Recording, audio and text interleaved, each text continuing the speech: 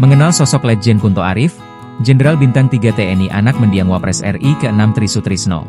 Sosok Letjen Kunto Arif Wibowo, putra Wakil Presiden RI ke-6 Tri Sutrisno kini jadi sorotan usai sang ayah meninggal dunia.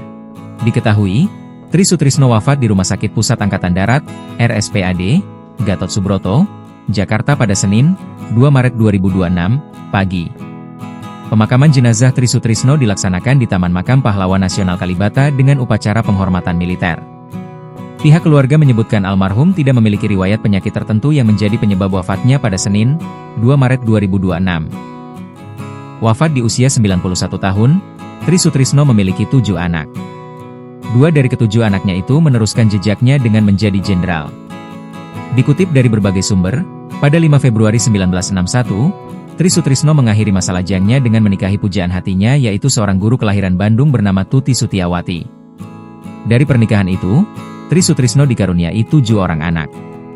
Mereka adalah Nora Tristina, Taufik Dwi Cahyono, Firman Santiabudi, Nori Chandrawati, Isvan Fajar Satrio, Kunto Arif Wibowo, dan Natalia Indrasari.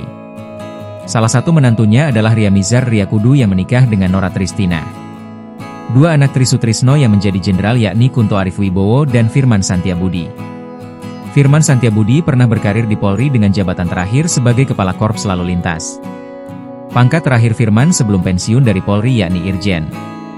Setelah pensiun, Firman Santiabudi diangkat jadi Direktur Manajemen Risiko, Legal, dan HSSE Holding BUMN Main ID melalui RUPT pada 10 Juni 2025. Sementara itu, Letjen Kunto Arif Wibowo menjabat sebagai Panglima Komando Gabungan Wilayah Pertahanan, Pangkokak Wilhan, I sejak 7 Januari 2025. Ia kemudian dimutasi menjadi staf khusus KSAD pada 29 April 2025.